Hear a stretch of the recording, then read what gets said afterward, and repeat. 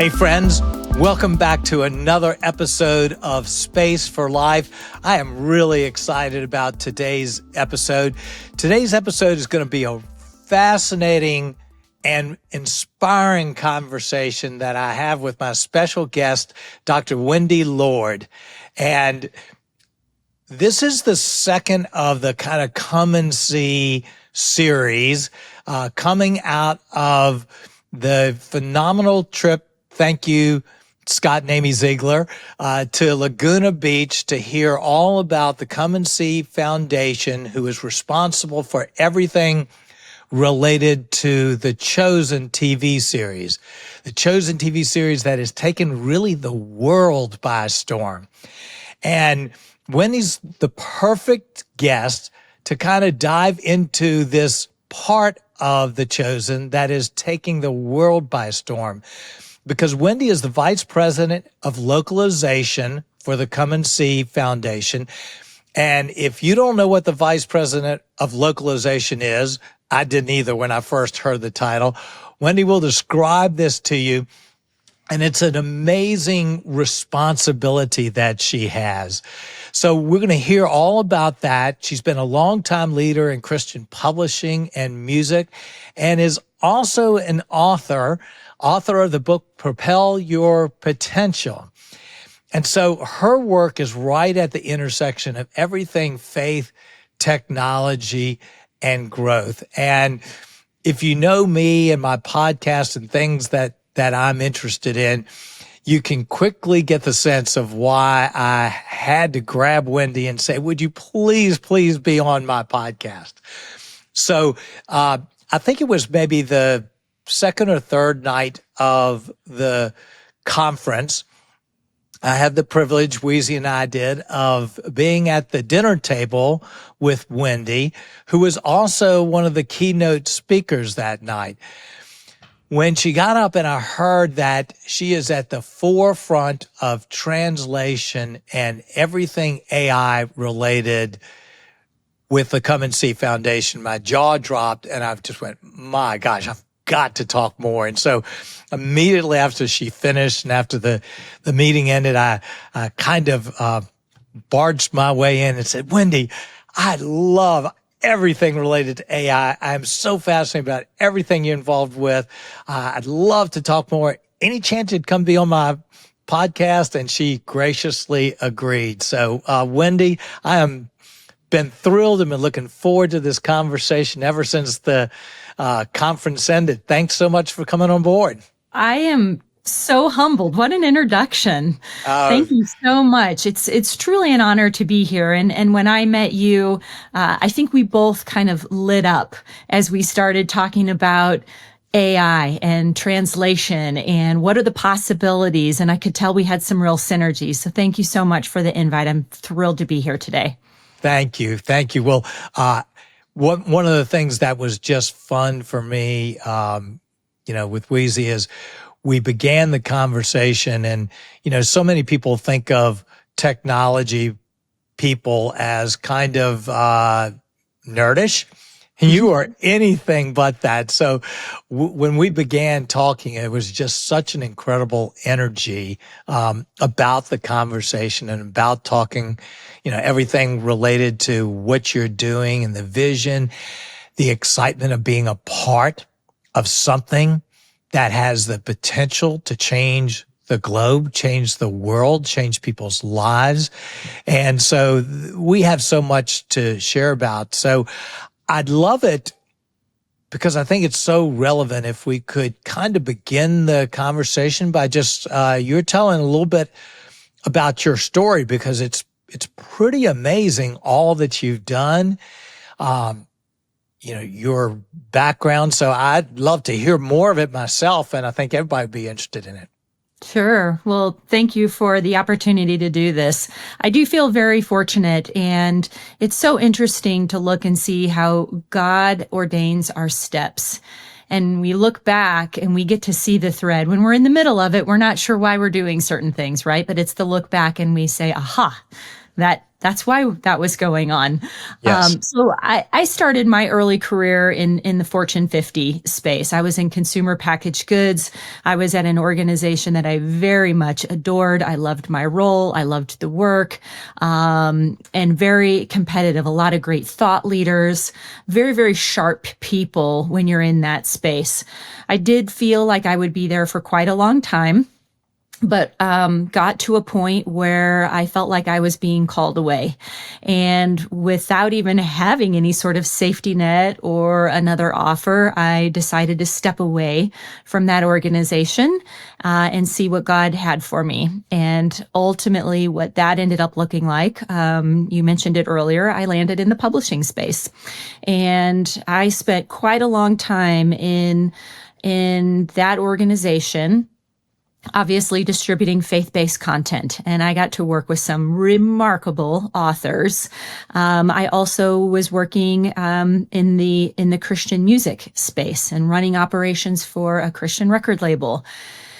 And after years of doing both of those things, once again, I felt like God was leading me down another path, which I didn't understand. So I decided to step away once again with no plan. Sounds a little bit I don't know, maybe not super wise, but decided to step away again without another opportunity in mind. And what I really, really wanted to do, I had a passion for two things. One, I wanted to go into big tech, and I also wanted to pursue my PhD. And so when I stepped away, I decided to do both of those things.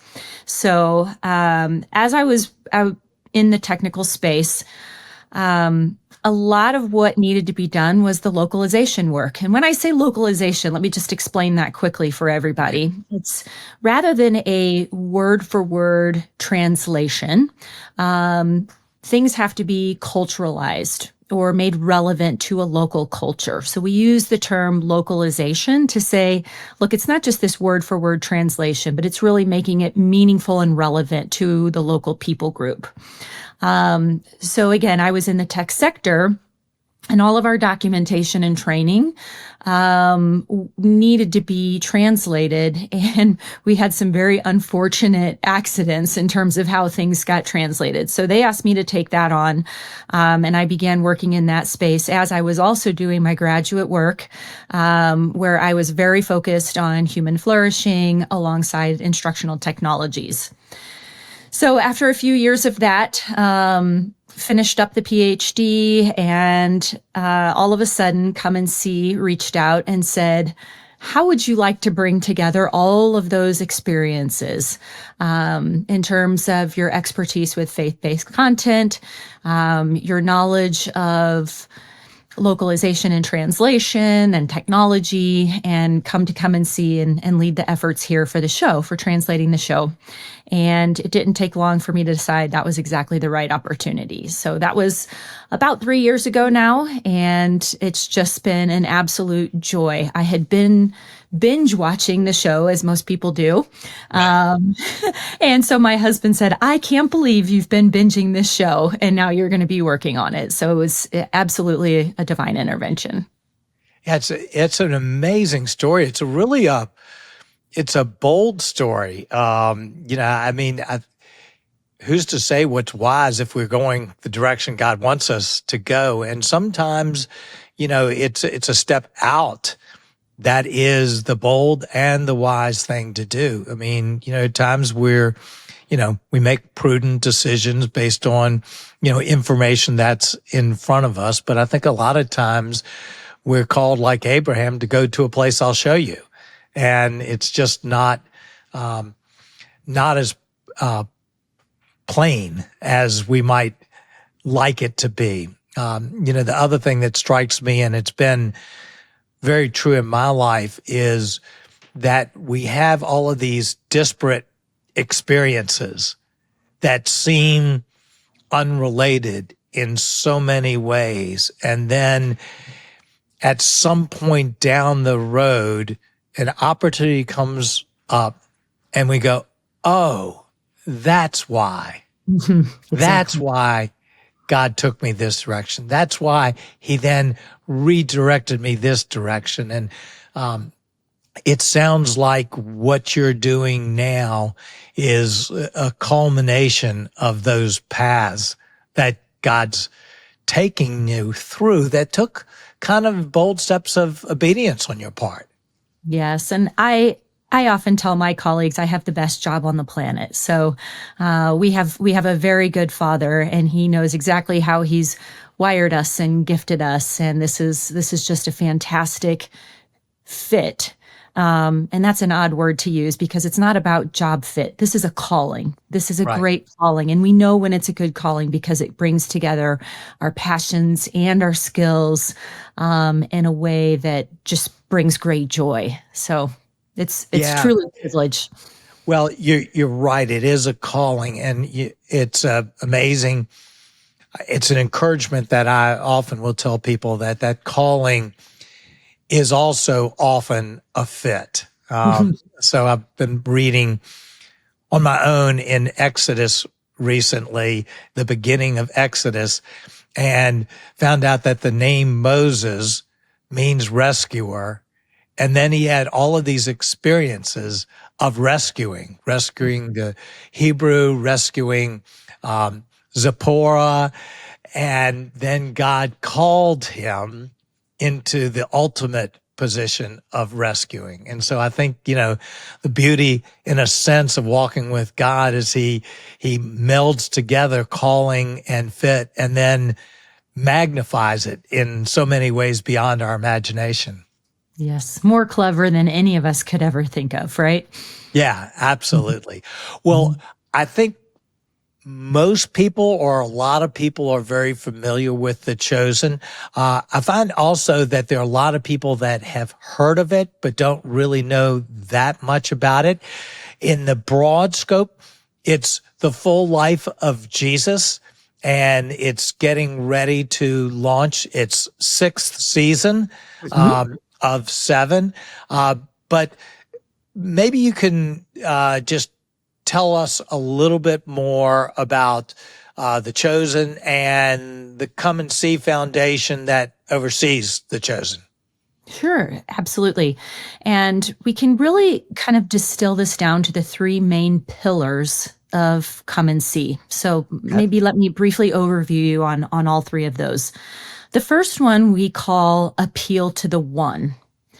And this is really about the quality of the show. It has to be interesting and appealing and engaging for someone to sit down and watch the show.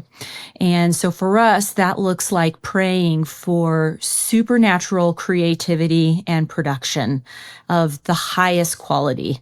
I think you and I have been around long enough to know there is some faith-based content that is lacking in terms of quality or interest, and it makes it difficult to convince people to watch a show when that's suffering, right?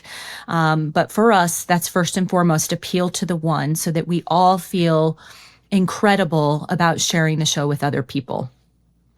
The second pillar is speak to the heart, and that's really what I get to own, fortunately.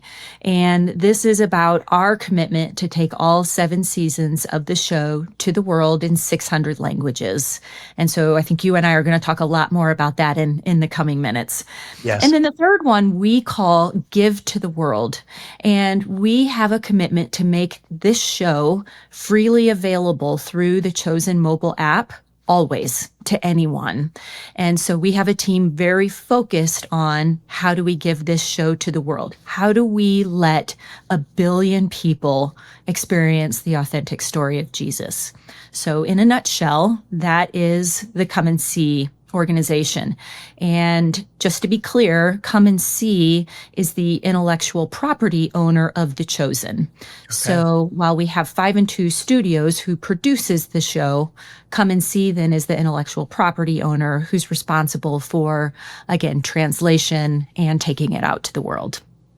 Yeah, and it's great. I had the privilege of meeting Dallas Jenkins, who is the primary executive producer of the show, director, really a creative genius, as are so many, in his 5 and 2 Studios. Absolutely. And what I realize is that the Come and See Foundation that oversees, that owns the intellectual property, is really frees him up to focus on what he is best at and what he really loves and what he brings in a way that would be really difficult if he was trying to handle everything. Yes. So. And I think one of the things that makes it such a beautiful relationship is that he has embraced and welcomed kind of a theological review of the scripts. So after the writers do their process, we put it through quite a stringent theological review, just to ensure that if there are any cautions or issues, that we've really nailed this script and that there is high biblical fidelity and that it does actually drive people right back to reading the Bible. Right. I've heard so many people say, well, I didn't know. Is this true? I want to go read my Bible now. And now when I read my Bible, I have a better picture or a better sense of what was actually happening at the time. And so it's a beautiful relationship between the 5 and 2 studio and Come and See, as we're all, just locking arms in this effort. Yes. Well, since the conference, Weezy and I are actually going back and watching the entire series for a second time. Very unusually, because I don't generally watch anything, twice. We're enjoying it more the second time than we did the first time. And I think one of the geniuses of The Chosen, that if those listening have watched it, they'll probably be nodding their heads. If they don't, might be helpful, is it's this amazing balance between creativity and faithfulness, I guess, to the biblical text. So these characters are brought to life, that we have some information about, if you read the Gospels, but they're brought to life with some creative license to it. And at the same time, the core foundations are really, really solid to what the Bible says. And I found sometimes in other like biblical media that it tends to weight one way or another. It's so faithful that it feels stilted, yes, or so creative that you don't know what you're getting. And I feel like The Chosen actually bridges that gap really well. So, so the vision, when you say the goal is to, not even the goal, but the realistic place is to reach 1 billion people. That sounds on the surface like one of those things that people put out there that just have to put out audacious, crazy, goals. But The Chosen is moving rapidly in that direction, both because of that quality, that appeal of one, but also through the efforts that you're involved with so much, which it is so much grander than just saying we're translating this. Mm-hmm. Yes, it's sir. so much bigger than that. And we got a great sense of that, at the conference. But 1 billion people, there are not many of us who have an opportunity to reach and have impact on 1 billion people. I think it's just incredibly exciting. Yes. You probably heard this at the conference, but we recently received the Guinness World Record for the most translated season of a television show. And I am so proud of the team for that. At the time we were awarded that, we had 86 languages live in the app. And I am happy to tell you we have far exceeded that now. We'll be making some new announcements very soon. But behind the scenes, as a sneak peek, I will tell you we are actually working in over 200 languages now. So the mandate from our board is, like I said, Pillar 2 is to take all 7 seasons of the show to the world in 600 languages by 2033. And so we are rapidly accelerating the number of languages we are working on in order to meet that goal.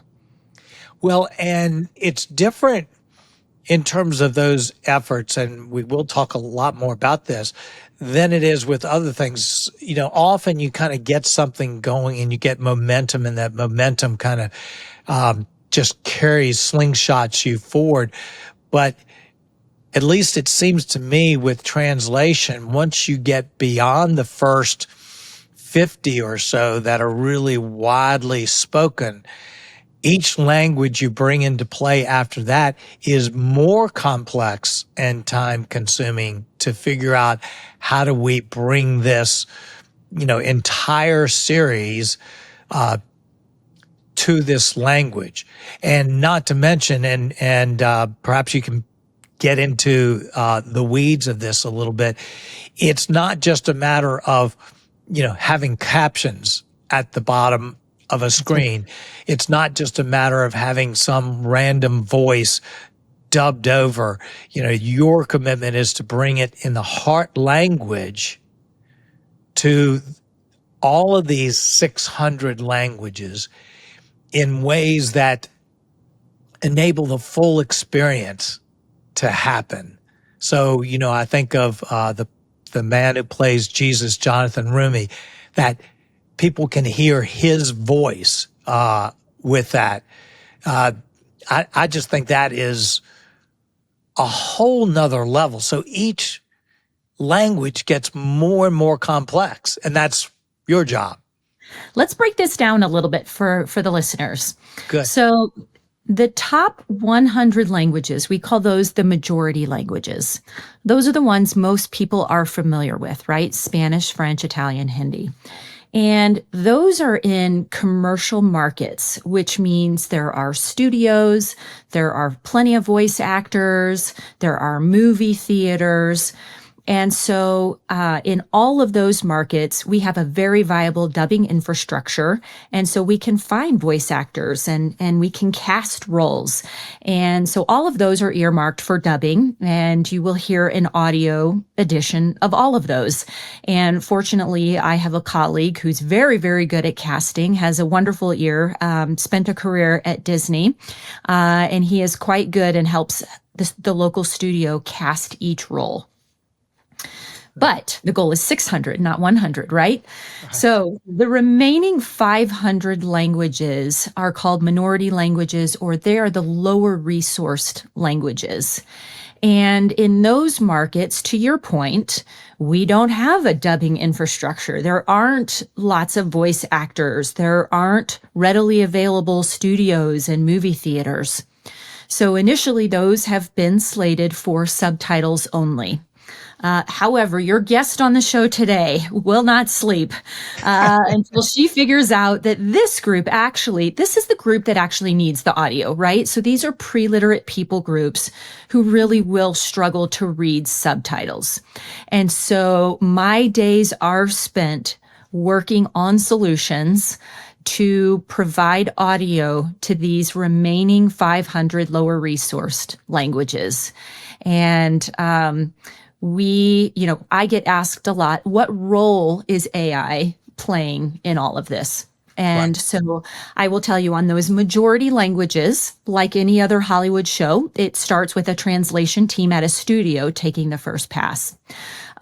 With the lower resource languages, the remaining 500, we are at a place now where we are allowing AI to take the first pass at the translation.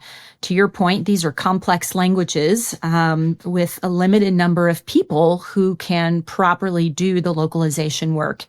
And so just like I talked about a theological kind of oversight or check earlier, we do the same process with localization. So we have a first pass at a script, translated script, but we put it through a stringent theological review to ensure biblical fidelity and cultural relevancy, right? Did we get it just right by the local culture? And we actually do 2 passes of this for every episode, for every language, for every season. And so it is quite a task, but we don't want anything to go unchecked in terms of the quality. That is a massive undertaking. It is, yes. I mean, for each language, and then to consider doing that for 500 languages, of which the further you get down the road, the more remote and difficult. It's mind-boggling. It is. And I tell my leadership team quite a lot. I do believe The Chosen was created for such a time as this. It would be very, very difficult to do this work at any other time in history. But praise God for technology that is coming into play and getting better and better literally every single day. We can do things today that we couldn't even just 10 months ago. And so I really do believe it is meant for today. And it is my good fortune to get to figure out how to bring together emerging technology with this idea of taking it to the world in 600 languages. Yeah, and that's so amazing. And it's something that, again, I want to talk a little bit more about because the words you just spoke, praise God for technology, in many people's eyes is an oxymoron. Correct. That we would say that for good reasons. And yet, at the same time, you're experiencing things that are able to be done that could never have been done at any other time in history. And number one, they wouldn't have ever even been undertaken because of how impossible they were. If they were, what you're talking about from this time forward, an 8-year time frame would have been 100-year, 200-year time frame to try to undertake that. And I think there's a lot for us to learn as we begin to try to create a proper perspective on the world and what's happening around us, a balanced perspective on that. Before we get into that, you spoke at the conference about some of the really amazing little pieces of technology that are now possible, some of the speech-to-speech technology, some of the details of how this works. That is, I think, beyond what a lot of people think of, which is amazing in and of itself, of just having something dubbed. Can you describe that a little bit? Sure. And I want to just make sure I'm clear that this is reserved only for the lower resourced languages. Right. So in the commercial markets where we have viable actors and studios, we would not want to take away any jobs or, market viability in those markets. So just to be clear, let's talk about these lower resourced languages where potentially we kind of have a very small number of people in a village who could even do the translation work. So one of the things that we're testing is speech-to-speech technology, as you alluded to. And what we are currently experimenting with is within our translation app, we are looking to add a record button. And so they can listen to the line as it was originally spoken by the English actors that we all know and love. And then they can hit the record button and record that same line in their own language with about the same pace and sentiment as the original actor. And once they've recorded the entire show, we can then export their voice from the app. And now all of a sudden we have that app in that language. But there are a few problems with this, right? So first, it's just one speaker. Right. Second, these are not trained actors. These are typically a theologian, a pastor, a linguist in a small nation. And then third, many of our subject matter experts are doing this in harm's way. They're putting a lot at risk. And we would not want to expose their voice in this way. So speech-to-speech technology offers what we hope will be an excellent solution to this. With speech-to-speech, we can take the sound of the original English actors and lay it on top of that audio that we just have exported, that the local linguist recorded. And it will make it sound as if the original cast speaks in that local language. Now, this is still in test mode. I will tell you today, we are wrapping up the first full episodic recording and exporting it from the app. And we will begin doing the first full episode. We've done scenes. We've done some testing. You got to see that at the conference. We showed you a little scene and our early results. But today we will do the first episode, and it will be exciting to see if this is viable. It will be exciting to see if this works and if this could be a solution for these lower resource languages, these remaining 500 languages, to not just come and see the show, but to come and see and hear the show in their heart language. Which is amazing. So all of a sudden, Jonathan Rumi, who plays Jesus, will have the ability to speak 500 different languages, which that's our prayer. Yeah, which is really amazing. Another phrase that was used at the conference, which I loved, is that I had never heard before, is this phrase heart language. And the thought behind that, as I at least heard it, was that the Come and See Foundation wasn't going to stop short by just translating it into a language that someone could get by with listening to. Maybe French is their second or third language and they can kind of barely understand it, but they're working at it. That the effort of the Come and See Foundation was to take the person's most natural, their heart language, and be able to deliver the show in that way. And I think that just expresses so much of the heart behind this effort, that it's not just about hitting metrics or numbers and saying, well, we got to 1 billion people. It's to really, truly be able to reach those people in a way that can be received. And I think that is just so powerful. And that level of excellence and calling is, I think, what makes all of this so incredibly special. You're right. And in its simplest definition, a heart language is the one that typically is the language we speak at home, we dream in it, and we pray in it. And so we are trying to get into these heart languages. And about 95% of the world can be covered with those 600 languages. That's why 600. That's incredible. And some of your listeners may be wondering, well, how did we choose these 600 languages? And so I can unpack that for just a moment if Sure. that feels like the right thing to do. We gathered a lot of data to go through this process. And so in addition to population statistics, we also looked at things like spiritual need.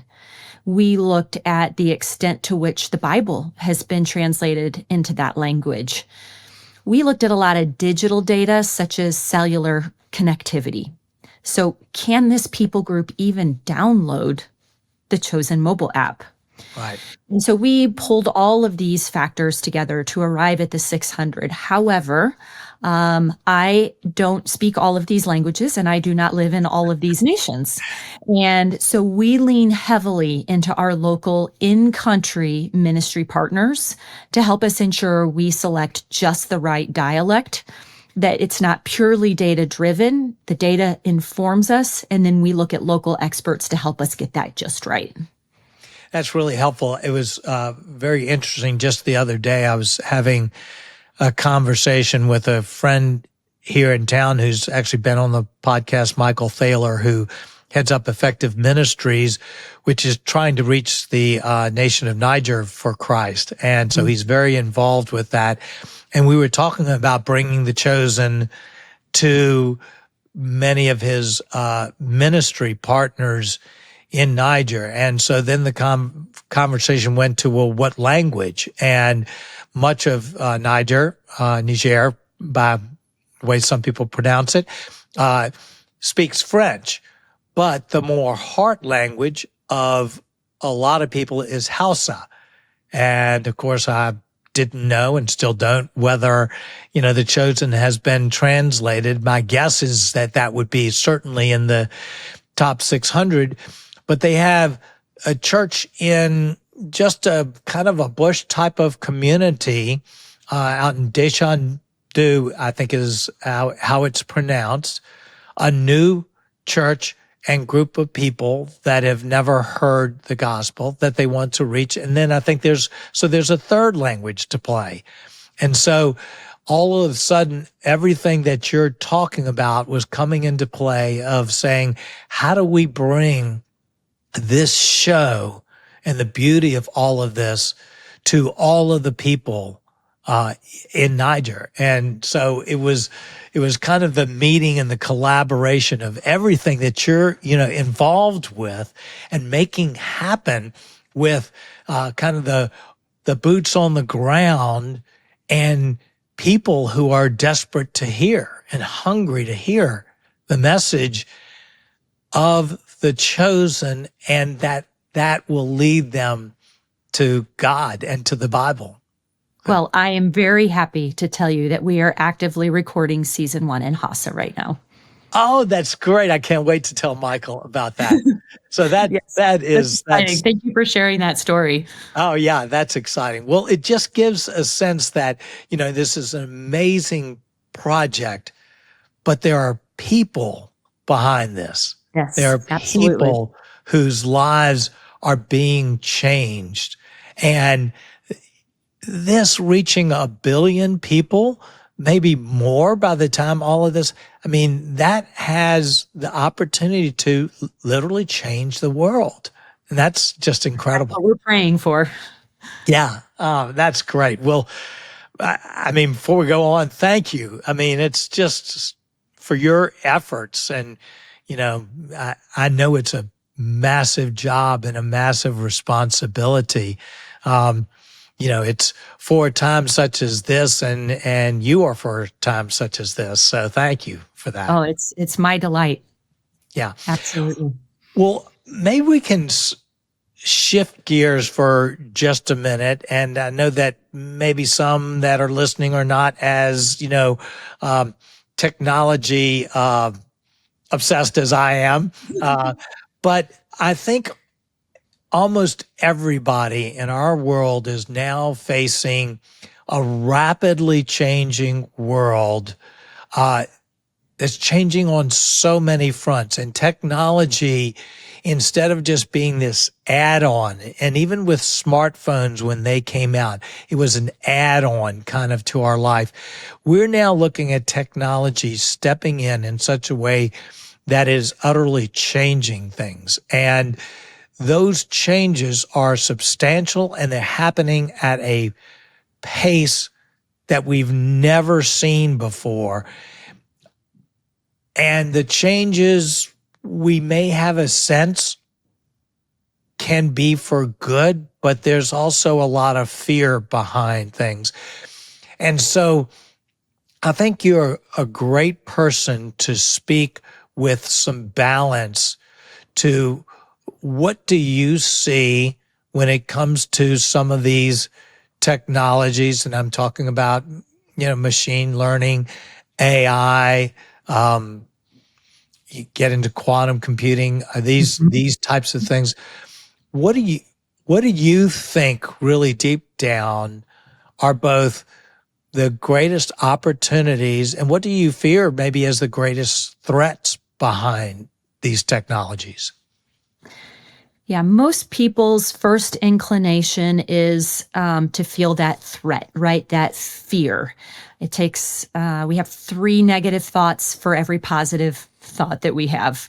And Right. so let's just address those up front. I do want to talk about the opportunities, but let's start there with the threats because that's where most people's mind goes first. So I have a few of, I think there are about 4 major threats. I think they could all be bucketed into about 4 different things. And the first one I might call almost like an idolatry or a pride spirit.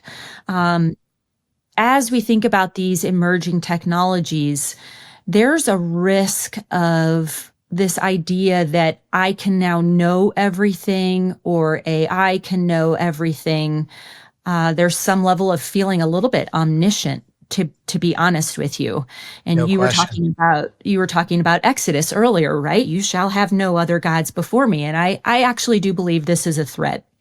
I do believe AI could become idolatrous when people treat it as the absolute authority of truth, perhaps as some source of their own identity, right? This algorithm defines me, or even a substitute for prayer or spiritual discernment.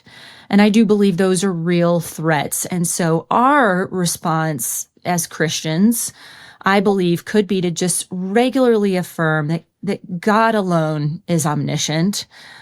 AI is a human-made tool, and it does have limits. It does have biases, but that is kind of a first watch out, if you ask me. Yeah, I've thought a lot about that myself. I do think there are reasonable places for concern. There's certain pieces of AI, I think in particular, or technology that feel a little bit like the Tower of Babel, like we're trying to reach heaven and that we're trying to become God. And, I enjoy all of these threads of learning about, but there are certain threads that suggest that we'll be able to live forever, that we'll be able to, it's called longevity escape velocity, where we'll be able to, offset aging by becoming younger. There's thoughts of, well, have all knowledge right at our fingertips. There is that pride, audacious pride that is some of what's going on that reasonably causes some fear. Yes, it feels quite powerful to instantaneously be able to get your hands on information. Right. That's right. Yes. Absolutely. Yeah. Well, that's great. And it's real. It's just something to be aware of. Right. And so let's go into a second threat. Great. And I would call this one kind of dehumanization. So I am part of Harvard's AI for Human Flourishing initiative, and we talk about this quite a lot.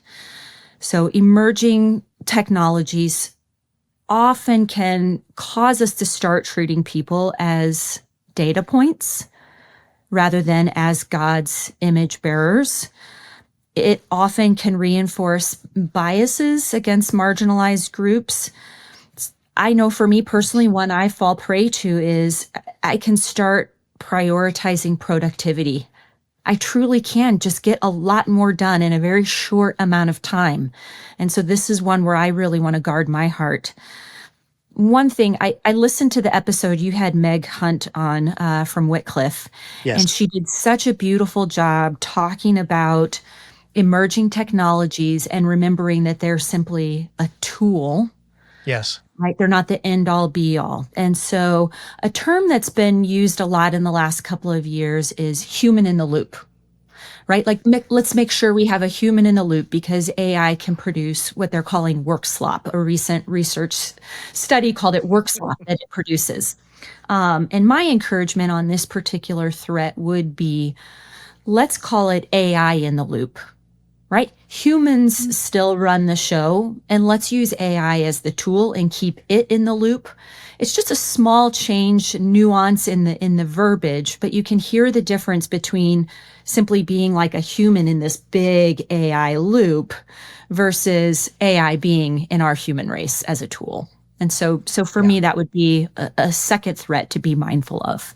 Yeah, I think that's a real helpful recharacterization. And I know I use AI when it comes to podcasting. I use it, in some forms to help with aspects of the writing, but the hope and certainly the desire is to have it more in that realm of AI in the loop, where it's assisting me. I'm not assisting it, so to speak. And if we keep that priority or that kind of recasting, then we keep it in the role of a tool.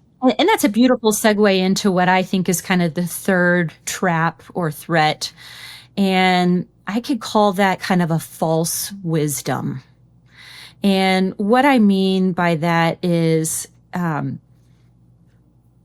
AI generates answers that sound quite authoritative. And without some level of discernment, it can sound pretty good and be wildly wrong. And I see this as a real threat. Proverbs talks about true wisdom beginning with the fear of the Lord. And so if we can be mindful where true wisdom originates, I think that's a good watch out as we, deploy these emerging technologies. Right. We have probably all seen language models that don't have any guards, right? So we have heard stories of it helping people commit suicide or harm another person. And this is a real threat. But what I would encourage us all to remember is that AI is really powerful at pattern recognition, but it cannot grasp love, sacrifice, holiness, justice, or any of the character of God. And so, again, this is what I would consider kind of a third major threat as we interact with the latest technologies. Yeah. It fakes them well, but it can't do them. Yeah. And we all assume that somehow these machine outputs are neutral or wise. And something I'm, encouraging the faith community to do is let's please feed more Christian content into these language models.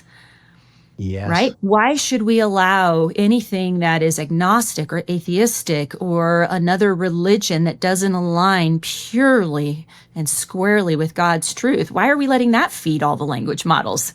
It's just going to reproduce what we feed it. So here's to feeding more faith-based content into the language models to even have a fair chance at getting some answers that reflect the character of God. That's great. That's very good and powerful. Yeah, I agree. Well, let's do one more threat before we move on to the opportunities, if that's okay. Yeah.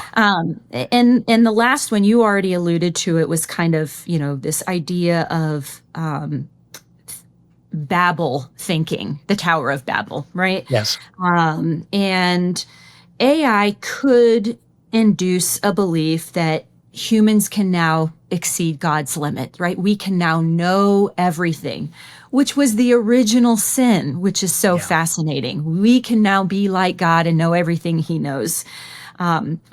Some people may fall prey to believing that technology can solve all of our problems, whether that's aging or whether it's language barriers. And so that is a real threat. And we also have to remember that we cannot control outcomes. Those all belong to God. Yes. And as much as we may try to use various tools, God is ultimately in control. His good and perfect will be done.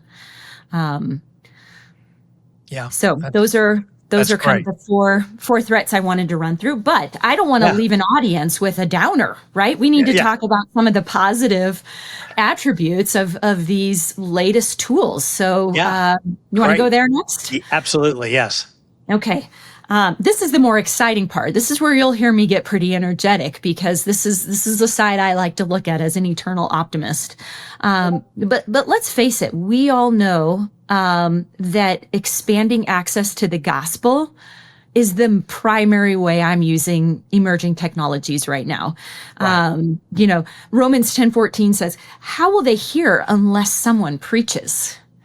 And I'm a girl sitting here in Colorado. I can't get out to a billion people, right? But we can use apps and AI and there's a whole list of technology. We don't need to talk about just AI. There's a whole host of technologies that will do multiple things, translate scripture into those minority languages more quickly. We talked about that.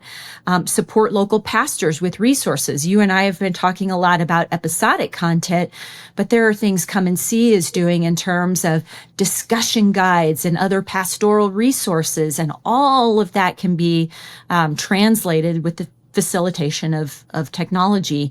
And then obviously making it accessible globally. And so our ability to push this out faster in digital hubs and portals, and allowing someone right now on the other side of the world to download a translated resource is absolutely a phenomenal opportunity that we have today to spread the gospel. Yeah, it's very true. I've found almost surprisingly, I guess, in a sense, that some of the large language models, ChatGPT, whichever one you tend to like, they are tremendous Bible study tools that, I can say, give me, an in-depth study on the word Sabbath, and it's pulling together some of the most amazing resources. And I found it to be incredibly sound often. Yeah, you can get some misinformation, but it can be a tremendous aid in the study of the Bible, as well as, other content. So that's a beautiful segue into my next point. And I was going to talk about spiritual formation being another real opportunity here, right? So AI can't replace the Holy Spirit and what he does in us, but it certainly can support things like a personalized Bible study plan, interactive theological explorations, learning tools for brand new believers who don't even know what would they do with a Bible. And then obviously aids for prayer. We've seen some cool apps that help us pray along. And so I just would want to say, though, AI acts as a tutor, not a teacher, right, and as a supplement and not a pastor. Okay. So just want to be clear about that. But yes, absolutely, spiritual formation can enhance both our learning and reflection on God's promises. Right. That's great. Yeah. And I second that. I've experienced it myself. Mm-hmm. And, it takes a little bit of experimenting, to say, well, I've never thought about it. I'm going to ask it this question. I've at times asked it for background behind a Hebrew word. Mm-hmm. And it's supplying all of the writing behind the Hebrew word, background, incredibly useful. So I just have to experiment a little bit. Yeah, that's right. Let's go on to a third one, creativity. And, in Exodus 31, Exodus must be our favorite book today. That's right. Remember the story of Bezalel? And the Spirit just sort of rapidly imparted a craftsmanship on him, if you recall that story. And so this, to me, is another real opportunity of technology. We now have a rapid ability to very quickly create art and stories and music in a way we've never been able to create it before. We can quickly design all kinds of ministry resources. And then obviously, we're talking about the chosen. And obviously, it also allows us to visualize biblical scenes for teaching others and let the Bible and God's truth really come to life in a very relatable, accessible way. And so a note I made here is I think the opportunity is to see AI as kind of a brush in God's larger palette of Christian creativity. It's just a tool in the overall process.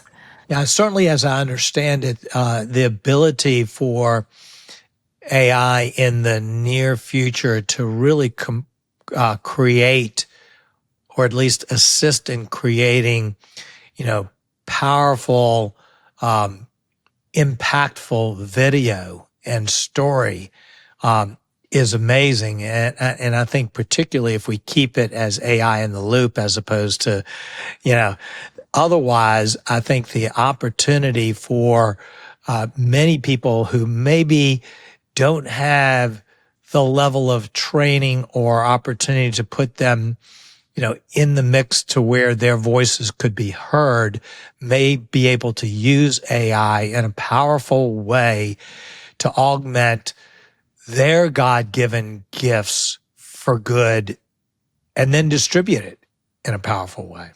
Yeah, very true.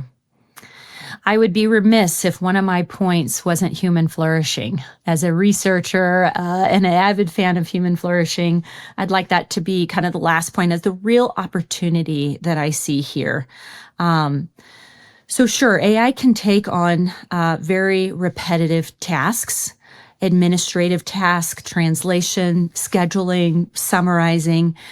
And if we can then think about what that frees us up to do to really flourish at work and in life, it's astounding. If we're no longer doing those things, all of a sudden we have time to give back to our community.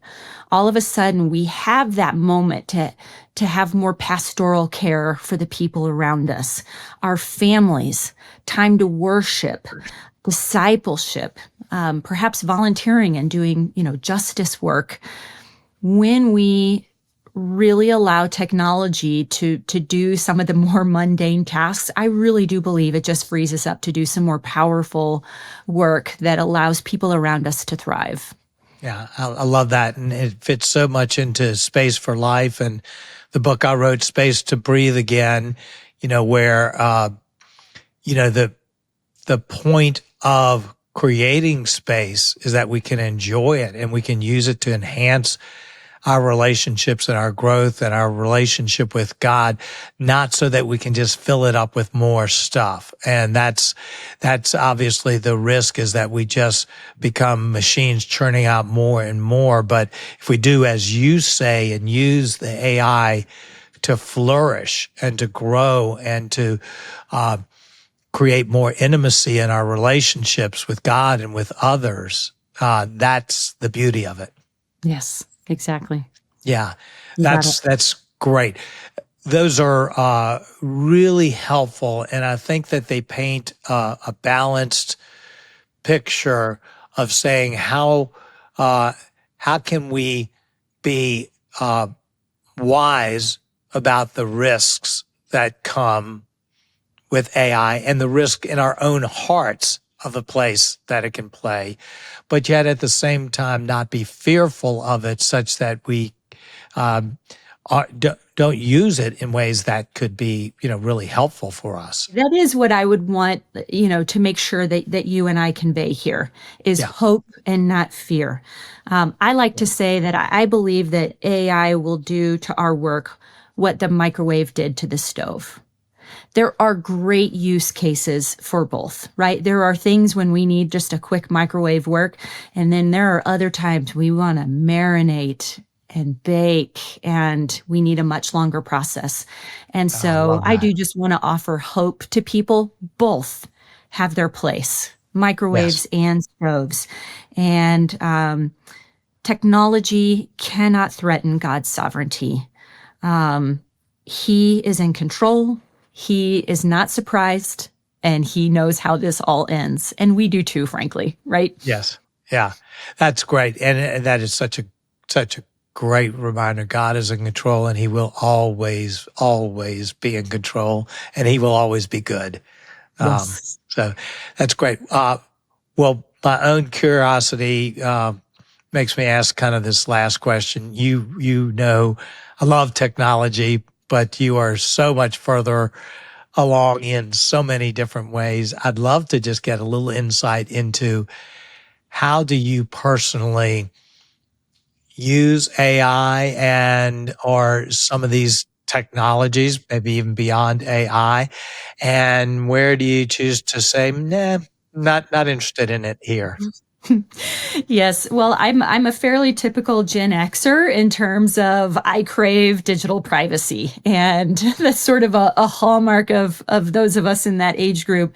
And so I often shy away from anything that begins to feel like I need to give my personal information away. And it's probably ironic for your listeners to hear me say that after everything we've just talked through. Right. But since you went there with the personal, Yeah. I do want to mention that.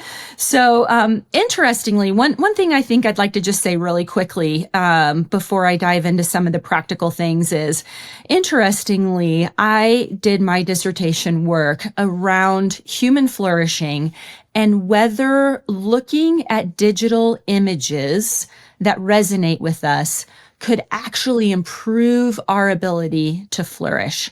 And when I say flourish, I mean we're doing well in all aspects of life, right? Whether that's our social connectedness, our physical or our emotional health, our strength of character. So flourishing, when I use that term, means things are going well in those aspects of life. Right. And so here I am now working on this little show called The Chosen. And my research was before this came out. But essentially what I think I'm really excited about is my findings did show that regardless of age or gender or ethnicity or, career level, looking at digital imagery that resonates with us, that is positive content, can help us improve our flourishing levels.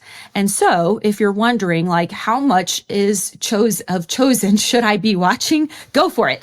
It's gonna help. All right. Permission granted. Yeah. So, but personally, I will use it for all kinds of things. And I'll say personally, and let's talk like in my work life and in my at home life. Right. And so at home, it can be anything from workout regimens, meal planning. I'm kind of a health junkie. And so ensuring that things in my life, my workout routines and my food intake, et cetera, is all quite healthy. That's one of the biggest uses that I find. I am an avid learner, so I will tell you, I do not hesitate to jump onto my favorite language model and ask questions all day, every day when I want to learn something. So that's another personal use.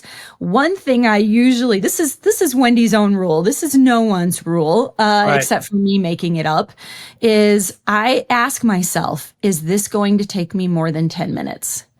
If the answer is yes, I deploy AI. It can do very, very mundane things very easily. And so I will use it for anything that I feel like is going to take 10 minutes. Need to audit a spreadsheet? Let's let that do it. Need to read something and find a summary? Let's let that do it. Now, I want to just put a star by that one. I love to read. I read more than 50 books a year. So I'm not talking about pleasure reading, Sure. but perhaps some research journals. At work, I literally, in the last several weeks, just finished a project that saved our supporters over $700,000 in about 6 weeks worth of time.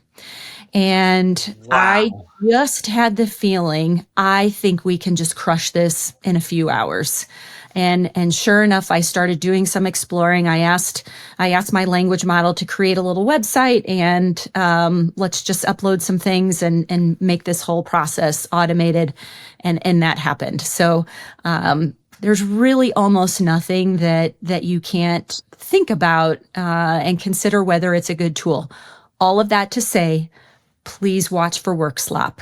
You have to discern if the output is accurate.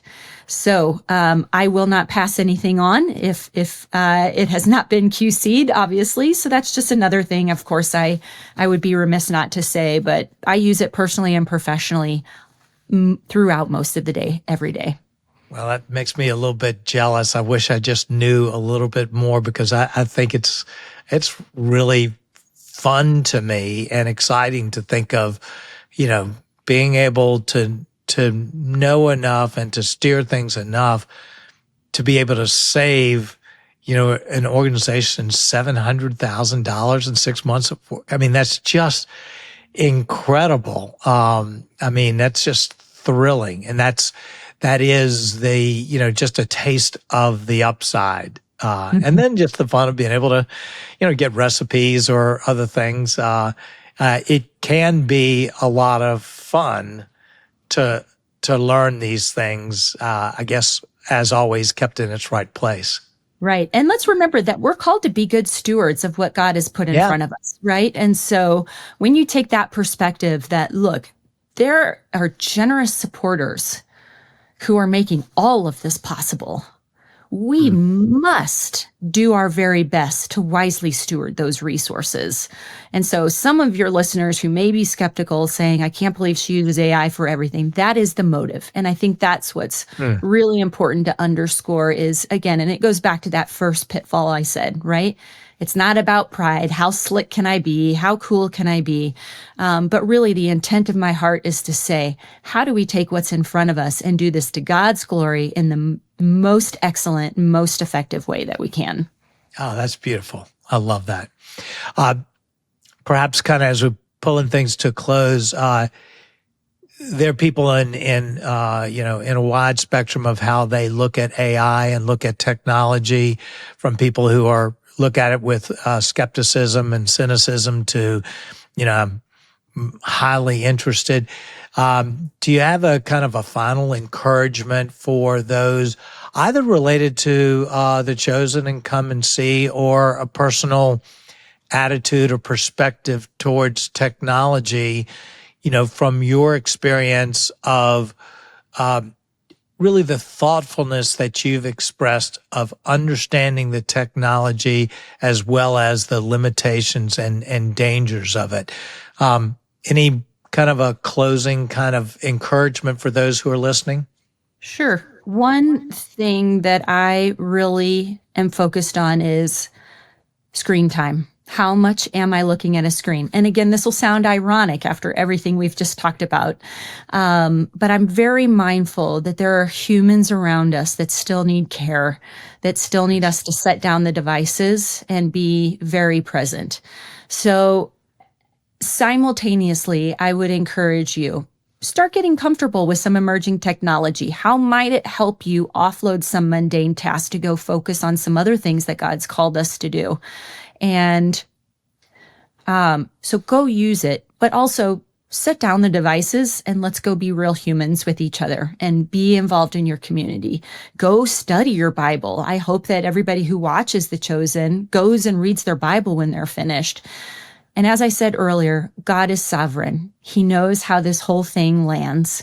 We don't have to be afraid. And I just want to end with an offer of hope that we all know God wins. And so let's just follow the flow of what he's doing with us and through us and in us. Thank you. Thank you so much. This conversation meant everything that I knew and hoped it would be. And thank you. I think you brought such clarity and wisdom and perspective that I think myself and all of us need as we're entering into a really, really different world. And so I really appreciate your wisdom and the thoughtfulness with which you've kind of entered into this time. So thank you so much for this. Thank you for having me. It was a real treat. Well, everybody, I think this has been an incredible treat for all of us.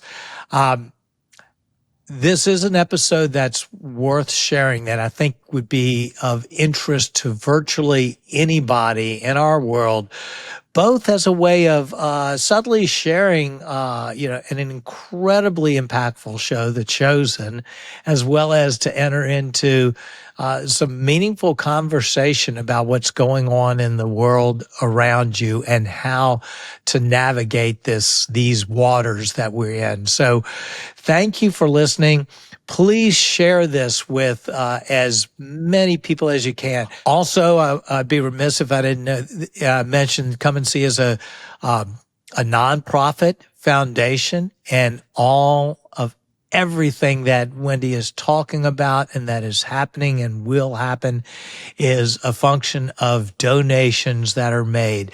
And the beauty of the Come and See Foundation is that all of the donations are 100% earmarked That's right. for the work of getting the chosen out. They're underwritten in terms of all of the administration in a totally separate place. So if you feel so inclined, Come and See Foundation is a great use for stewarding our resources that we've been blessed with. So thank you, Wendi, so much. This has just been fantastic, and I appreciate your time so much, and it's so good to reconnect.